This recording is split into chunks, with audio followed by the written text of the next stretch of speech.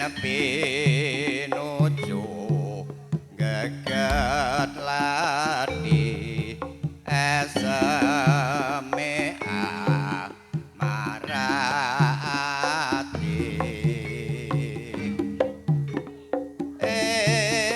mari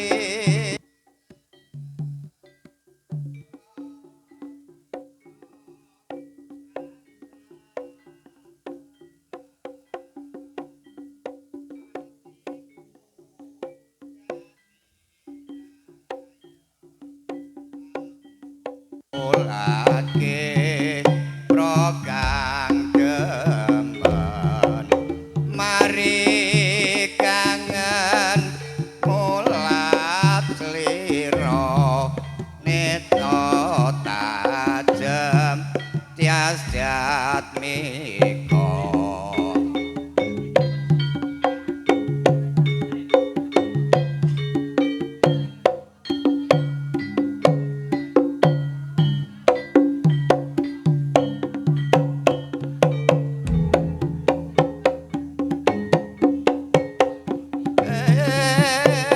jepul kae sing tak anti-anti wis teka kene awes rada suwe babar pisan ora krungu kabare sajak rada lalen omong tansah dadi impen yen pinuju geget lati esa merah merah ati awas mari kangen muga-muga tansah tentrem atiku dadi ayem amulat krokang tajem mari kangen mulat sira metro tajem ya ajat Iku. miko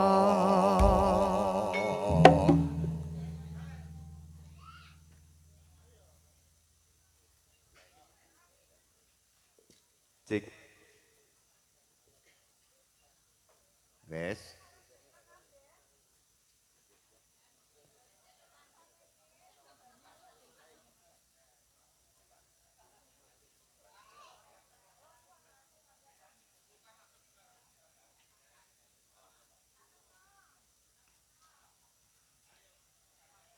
wes Cik lo CJ re rene tumpuk-tumpukan ya tak wiwitane diwiti acarane Iya. padet banget iki. Assalamualaikum warahmatullahi wabarakatuh.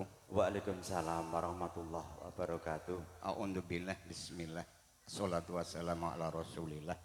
La haula wala quwata illa billah. Amma ba'da.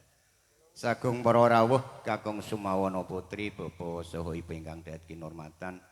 Para sepuh bini sepuh haji sepuh ingkang sampun pono ing pamawas saha lebda ing pitutur ingkang tansah kawula pundi sedanten sabda pangandikanipun. Para pangemban pangembating praja satriyaning negara pinuju nglersi wonten ing tlatah Undaan Kidul Gang 12 ingkang kula dherekaken Kang Gangsal. Nggih, Bu. Sope, Bu. Jope Gang 12. Nggih, tanggale Nyuwun ngapunten kula baleni malih rene Bu nesu ketoke nggih ngono. Apike. ingkang wonten tlatah Gang Gangsal wonten Undaan Kidul ingkang kula dherekaken sedanten perintah ugi aturanipun. khususipun ingkang nembe mengku gati panjenenganipun Bapak Suyono sarimbit Ibu Khairiyah ingkang kula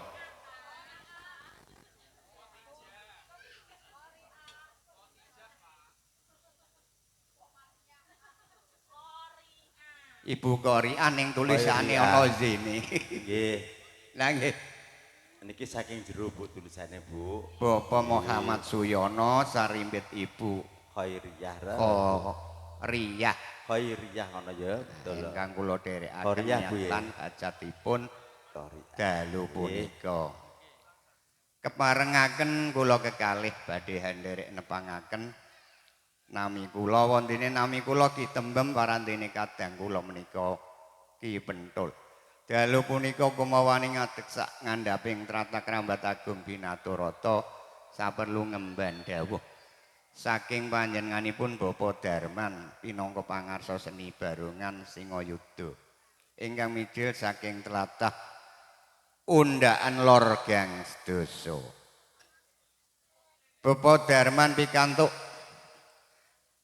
amanah saking panjenenganipun Bapak Suyono mboten sanes ing babagan panglukaran ngangge dasar rumiyin keladu ing tembung Bapak Suyono sarimbit nganti kawetu duwe anak 3 lanang cacahe sing nomor 2 nalika lahir duweni anak sing nomor 2 besok nek sunat ditanggapno barongan Kaya ngono bae. bengi iki rak wis tok lakon to Kang kowe lan aku ki. Dadi kowe entuk amanah saka ngene Pak Darman kon mbuak ujar.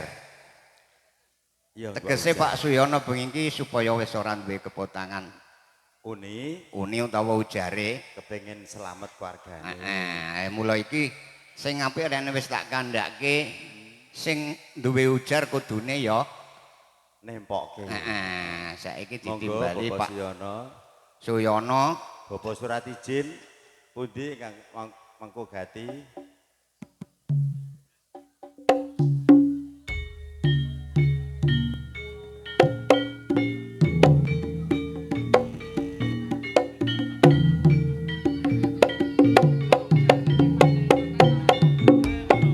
Monggo nggih. Suratijin biasa. Bapak Muhammad Suyono Bapak. Assalamualaikum warahmatullahi wabarakatuh. Waalaikumsalam warahmatullahi wabarakatuh. Kula dalu-dalu rawuh wonten daleme panjenengan yaine. Nggih Bapak. Kula minangkani badal wakilipun Bapak Muhammad Moh Suyono. Dalu punika niku badhe nyuwun sabiyantu dumateng panjenengan. Insyaallah. Bilih rumiyin niku gadahi unek niku nggih termasuk gadahi napa niku? Ujar. Lah dalu punika sampun dilaksanaken lan niki kula nyuwun sabiyantu dumateng panjenengan sakmenika dipasrahaken jenengan niku kersane diruwat utawi di gua sengkalani ngotenipun. Wonten mawon yaine. Insyaallah Bapak Suratijin menapa badal wakil saking Bapak Muhammad Suyono sak keluarga. Niat kajat panjenengan sedaya kula tampi. Nanging monggo sami-sami ndedonga dumateng ngersane Allah Subhanahu wa taala. Kula panjenengan sedaya boten kagungan kegiatan menapa nggih. Namung Gusti Allah ingkang kagungan. Mugi-mugi niat kajatin Bapak Muhammad Suyono Saribit dipun kabulaken Allah kanthi keluarga sakinah mawaddah warahmah. Amin. Sedaya panyuwunipun dipun kabulaken lan ugi putra-putra ingkang kabucal sukertane dados putra ingkang saleh sedaya. Amin. Nggih nek ngoten.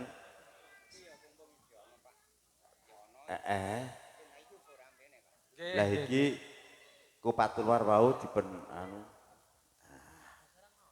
Monggo saderengipun kaleksanan monggo kita sareng udari kupatul war supados lukar kajat panjenengan. Bismillahirrahmanirrahim. Allahu Akbar.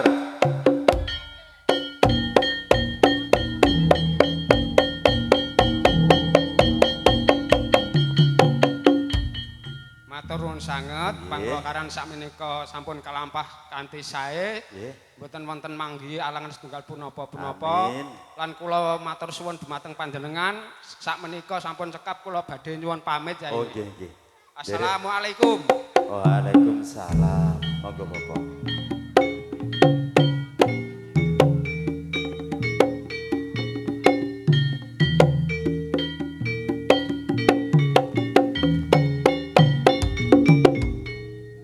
Alhamdulillah. Wektu bengi iki kowe lan aku nampa jejiban malih. Heeh. Ateges kowe lan aku untuk amanah utawa kepercayaan saking Bapak Muhammad Suyono. Lah kagungan nek-nek zaman semono kepengen nanggap barungan. Lah iki barengi tetakane Kang Putra nomor tengah. Iya. Iki dileksanakake Dileksanane. anggone unek-unek muga-muga Tuladane ngudari Kupat luar apa tegese? tegese wis lukar ora dikebutangan apa-apa. Muga-muga sak bareng adani panglukaran menika Bapak Muhammad Suyono Sarimbit mugi tansah pinaringan selamat dunia akhirate. Amin. Pun paringna sehat sedaya, panjang yuswane lan tinambahan rezeki ingkang langkung kathah barokah lan tetep iman Islami. Amin. Ados Iki- kok iki sengkala lagi. ngene. Rene aku rene mau kira sak temene ra wis ngongkon kirek. Kirek. Takon ning tilik ning Oh, alas ki lho. dadi iki mau wis nyanggo utusan to ki mau. Aku ki tak nusul kirek wong ngantek iki kok dak ono bali. Lah kowe engko karo bojomu nek teko pasar jarene arep nusul kowe. Ngono. Heeh. Aja lali kon gawakno gethuk ya. Oh ngono. Iya. Kethuk entok. Ya bi wedange ta apa ngono ya. Menawa palu-palu tah apa. Ning Wis kene ngono ya. iki. Assalamualaikum. Waalaikumsalam.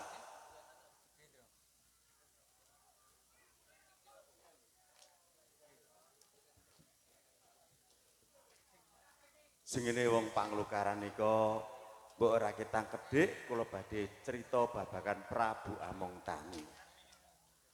Bismillahirrahmanirrahim. Nalikane pentul karo tembung babat alas ana ing Kedung Magling. Ana ing tanah Pulo Jawa wis resik, banjur nutuke lelakon kanggo contone para anak putune Bapak Adam Widowaya klebu manusa-manusa kabeh kae. Alas sing geneng kae ditanduri kalawija, ana wowoan, ana jangklong kerut sak penunggalane.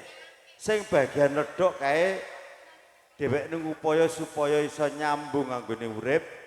Dheweke nganggo tetanen yaiku nandur pari umbuk kuning zaman semono kae sing umure kae meh pendak. Nanging tandur kae entuk coba ana sing rusoi ya kuwi jenenge celeng. Celeng anggone ngrusoi tetanduran kae dheweke ngrusak para tandur Bapak Tani saiki ngantek jengkel penggalihe. Prabu Among Tani sampai dheweke rumangsane gelo penggalihe. Ngantek ngetokke anggone jaga apa sing rusak tanduran kae nalikane semono ya kuwi ditiliki jebul ana celeng utawa wijung. Celeng kuwi diweke ngerti leng celeng. Mbok nek menawa kowe mangan kae dingah-ngah. Dingah-ngah. Dadi sing nandur kae ya dingengehi. Rumangsane Prabu Among Tani ngono jebul saben dina dhewekne tunggu kae saya entek, saya rusak. Jebul malah dibabati kanggo sudung ning tengah alas. Gembunge Prabu Among Tani ngerek gedibal ana ing sikil kiwa diuncalke ning tengah kedukan jumudul dadi asu biang yuyang. Asu biang yuyang kuwi karepe kon ngrusoi utawa ngusir celeng kuwi, nanging celeng kuwi jeh wani karo asu. Banjur temekane perang, celeng dicokot temekane pati. Temekane pati diumbar ning kono jebul celeng kuwi ana sing duweni, yaiku Mbok Srigadi. Ketemu badange celeng Mbok Srigadi ngamuk muring-muring nesu. nganti kabeh kae disabda kanggo ngrusoi para bebotane. Celeng kae diputung sikile tengen. Diguak disabda dadi tikus piti. Sing sikile mburi kae ditoklek disabda dadi tikus tuntung. Ning kono sing bagian ndas kae dipoklek diguak disabda dadi manuk peking. Banjur wulu-wulune kae kacabut kabeh disebar dadi walang sangit. Loh, iki sing bakal kanggo piwales ngrusak tetandurine para bapa-bapa tani wong tani.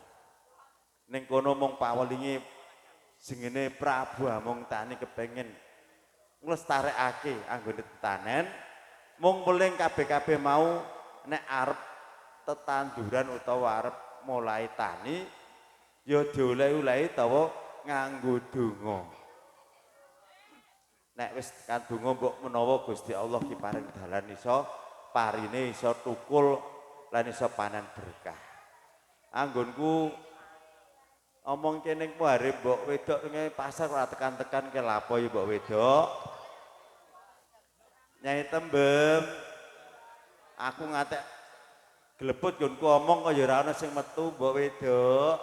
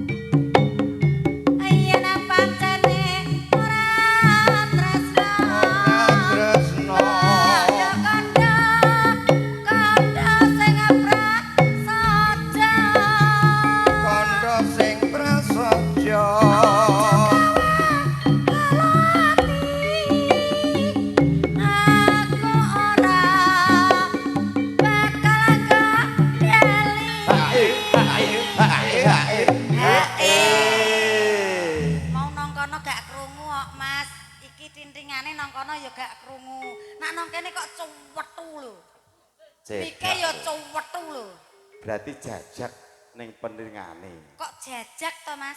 Kan cedak to. Lah ya cetha Nah, maksude. ado kan ya ora kena. Lah iya, ki mau tuwas tak pepetne, aku gak patek krungu nek kono nek kene cetha. Penak. Kaya ngene lelakonku. Tapi enak ngapa kok dadak ketemu. Eyo, iya. Yen pancen ditinggalake gawe kelo ati sak lawase. Ya. Iki rak Nyai Tembem to ki. Heeh, lho sampean ki Jumbo jane karo ki mau ki tak enteni ket mau kok randang bali-bali nang sawah ki ngopo lho? sing ngenteni ki aku apa kowe? Aku ngenteni sampean kok randang balik. Lah. Biasane wayah madang ki ya balik lho, Pakne. Ngene, Pripun? Nyai Tembem iki mau rak ana masalah sing gedhe kanggo kehidupan lan kehidupanku. Kok ana masalah gede, masalah apa lho? Anggonku nandur pari. Kae jebul rusak kabeh. Lah dipangan apa kok iso rusak iki lho? Celeng. Celeng iki. Celeng iki umume kae rak ndoker-ndoker nggon telong, nggon gembili, nggon kuwi lho. Lah kok pari kok diorak-arek. Nyatane kuwi tak dingkik saben-saben dina saben esuk aku dingkik. Lah iku mau jebule ya celeng. Biasane ki umume ki ama tikus, Tikus. apa wereng. Nak pari rak ya kaya ngono kuwi lho Pakne. Lah iku nalikane semono kae ndek mau wis tak critake utawa tak dongengke. Heeh. Masalah siji kae sing marai dadi memolo utawa gangguan kanggo bapak-bapak tani yaiku celeng kae mau tak pateni tak perjaya. Ngantek temekane Mbok Sri Gadi kae muring-muring. Kaya ngono. Nek Banjur bangsa saiki kae balas dendam. Celeng kowe mau dicokot asu yaiku kirik biang yuyang nganti temekane barang celeng disabdo dadi kabeh-kabeh ana dadi tikus piti, tikus tuntung. kaya ngono kok aku ya ora weruh to. Aku Yo. bareng tekono sawah kok ya ora enek. Lagi mau aku wis pesen to weling karo Mbah Surajin sak tanggane kae nek tetanen apa wae paling ora ya ngawruhi karo Gusti Allah utawa Kaya ngono. ndedonga sing akeh Heeh. supaya tok selamat. Lah banjur iki piye Pakne? Nek sesuwe tak rasakno kae kaya saya panas ning ati. Lah ya aku ku Sitok yo ngrasane wae. kaya ngono. Diweki liwah kaya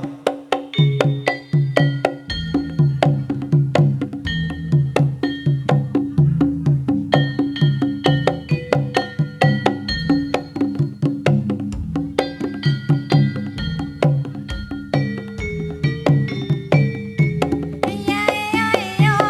Ya iya iya.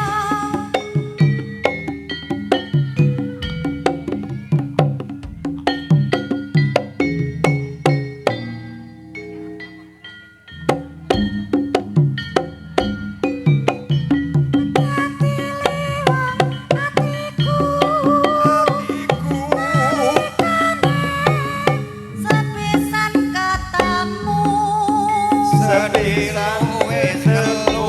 wong bagus dadi laku godho ati rinten siang dalu Dan siang dalu jiwa raga undang rasa tumetes ing kalbu metes sing kalbu. lereng ngoyai segara datan bisa luluke atiku suwenganku ngenteni liwunge andika entuk jampi Dadya ati sawiji senadyan abad tak lakoni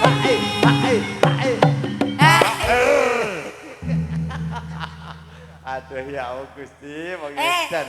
cuwilik bungkik lho kok saya ana nyawane gumun aku kok ya urip sisan Ora ngono cilik ya cilik. Cuwilik bungkik bungkik. kok ya urip sisan aku lho gumun iki aku iki biasane ki wedi karo sing bangsa abang-abang lho lah iki ora malah wedi kok magila lho lek kok ngene-ngene Sabda Pandita Ratu ring sliramu dadya ing siseku Sego. mugi keting lilani tresnaku bakal kina wong mati aku ndak gumun malah kok njogete Felicia lah iya kok Malah kaya Felis. Lah, Jan-jane mono aku gila karo kowe kabeh. Nang yo rada gelo atiku. Kene ning alam padang kepengin gawe sesenenge para kawula kabeh. Nanging kowe teka tanpa kula nuwun banjur kowe tingkah lakumu ora bener kanggone aku. Aku takon karo kowe kabeh. Ndi sing paling daplok? Wih gualek dhewe ku. Wis sing tuwekane iki. Kahanan sepi kaya ngene kok ya ijih ana wong gegremengan. Ijih ana kepara sing seneng-seneng. Ndak kira wis ora ana jalma manusa malah ijih ana sing melek. Sopo kowe iki manusa? Sing takon aku malah kowe sing baleni. Ya, saiki ngene. Aku sing mengku bangsa ning kene. Aku pentul. Kowe sapa? Saiki kowe sapa rupamu kaya ngono dak tau adus. Sing diarani jalma Sulaya ki ya aku iki. Sulaya? Sulaya kabeh ngene. Lambene ora macem. Mula diarani Sulaya ki ora kleru ya aku. Oh alah layak lho lambene sing ngisor gawil-gawil kok Ora tau sikatan iki tane. Ngenyek men. Odole lumpur ora karu-karuan. Ana buta kok sikatan lho. Lah wis sikate kok sikat tubuhmu. Senajan rupa apa wae kepengin penampilane iki seksi utawa fresh. Ya kudu resik ora ngono kuwi. Ning kene delok pamiarsane para ganteng-ganteng wadone para ayu-ayu lho. Kowe wong elek-elek kok tekan kene lho. Mengku karep apa kowe? Wis ngene. Bakal ndak duduhake karepku. Satemene aku kuwi ngendang-endangi tlatah kene iki mergo mbiyen iki duweni janji. Aku sing melu nekseni. Terus Dina iki aku nitip priksa. Nyata tenan apa ora? Dene dileksanani apa ora? Nanging kepara bengi iki wis katon rame ndak kira ana omah kobong nanging iki wong nglukari. Yo, nanging ngene. piye? Aku rumangsa ora percaya aja-aja iki mung paeka tegese samudana. Sanyatane sing iso nentokake bendaraku.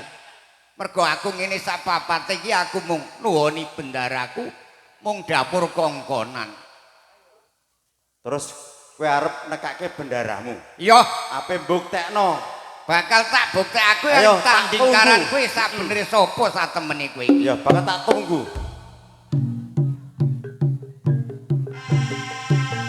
Ayo balaku, kabeh padha mlebu. Padha metu sak jabani tratah.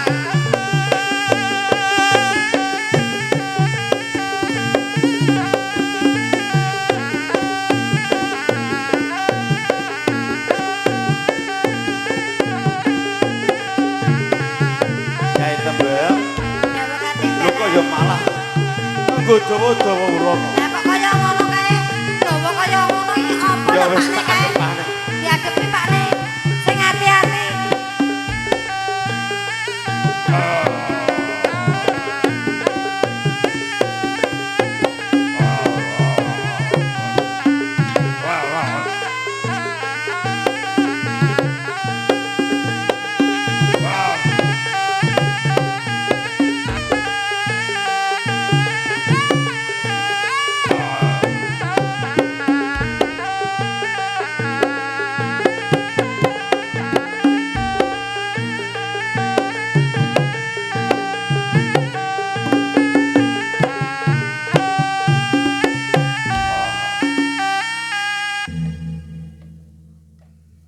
Para sengkala kabeh.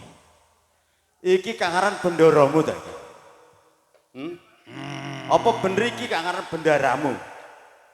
Sing Nyata-nyata kowe jalma tan kinacek titising dewa tedhak ing sumana sing madu tenan. Kowe bisa ngasorake marang ulah kanuraganku. terus saiki karepmu piye?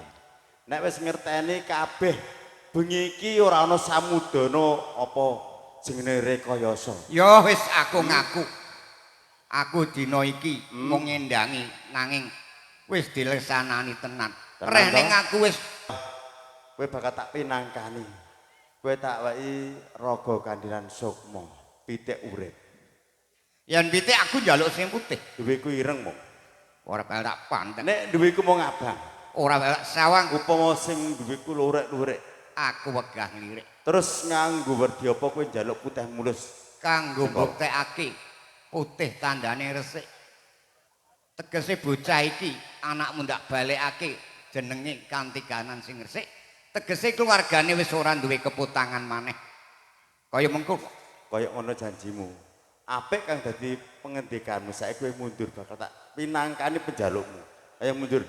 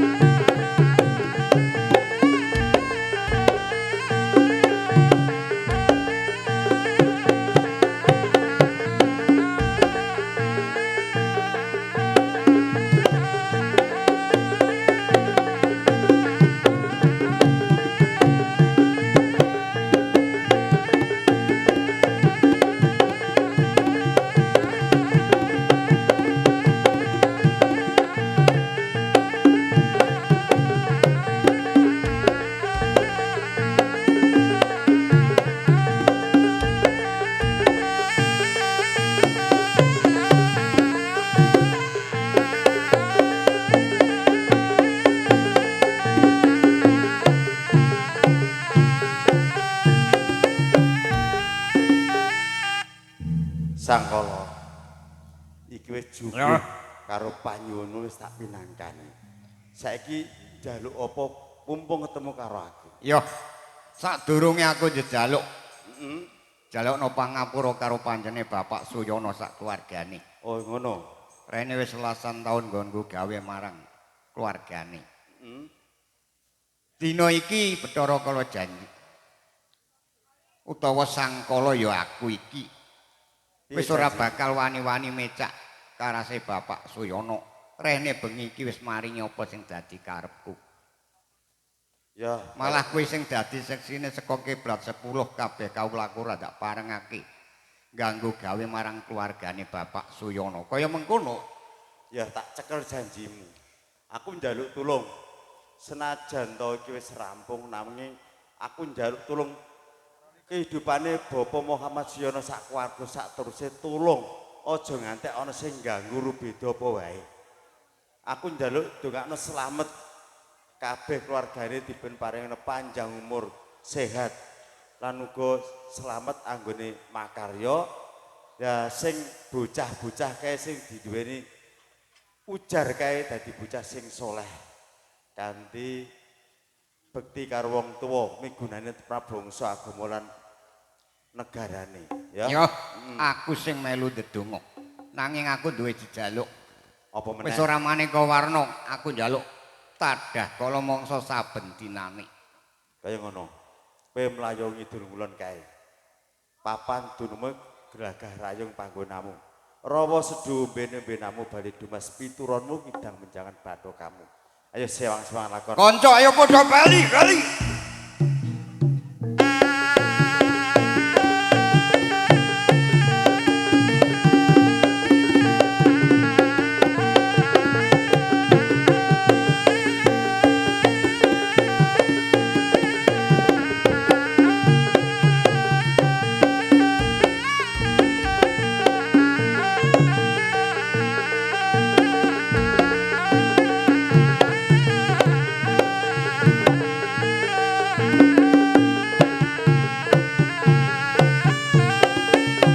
Nyai Tembeng Piye Pak Ne?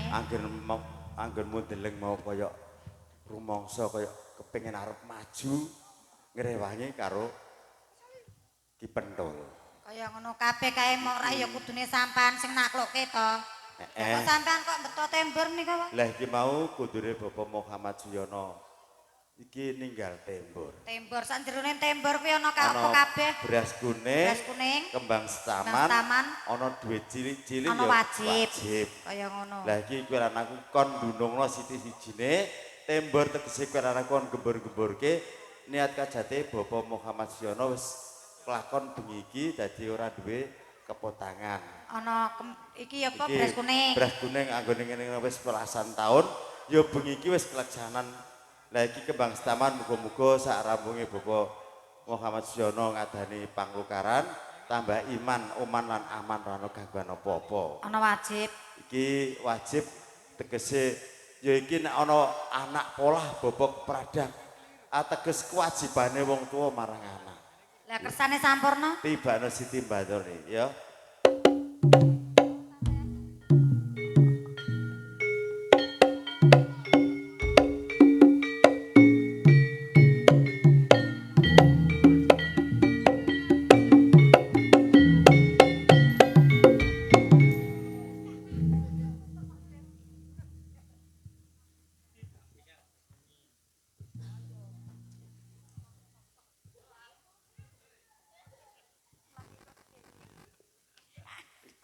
Lah kok ya iki ana godhong alang-alang, godhong apa-apa, godhong kluweh kabeh apa ana werdine Pak Ne? Sak rambunge Bapak Muhammad Suyono ngadani panglukaran.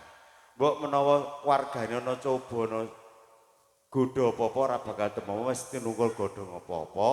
Lan uga godhong alang-alang kuwi muga ora ana alangan, tentrem kabeh, slamet kabeh keluargane. Ana godhong kluweh. Godhong kluweh sabare ngadani panglukaran bengi iki anggur nyambut gawe tambah luweh lebih rezekine Kersane tambah sampurna barokah ki. tibakno Siti Mbantul Allahu Akbar.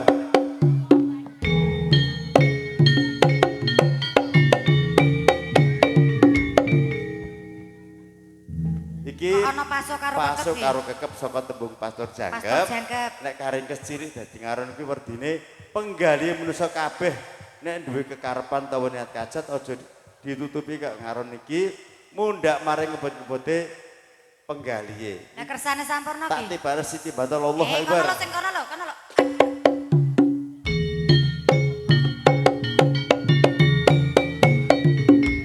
Kok ana suarane Mak Piar ki? Iku ateges Bapak Muhammad Suyono sak keluarga sing bengi iki wis ngadani pangukran dadi ora dikepotangan bungah penggali Mak Piar kaya paso iku. Lah kok ya ana kewan rena loro? Ning donya mung ana rong perna, ana lanang, ana wadon, ana rina, ana wengi, ana sugih. Nah sing miskin ki. Sing miskin aja meri karo sing sugih. Sing sugih aja ngina karo sing miskin. Wis dadi cadangane dhewe-dhewe ya ki. Sing penting iso usaha.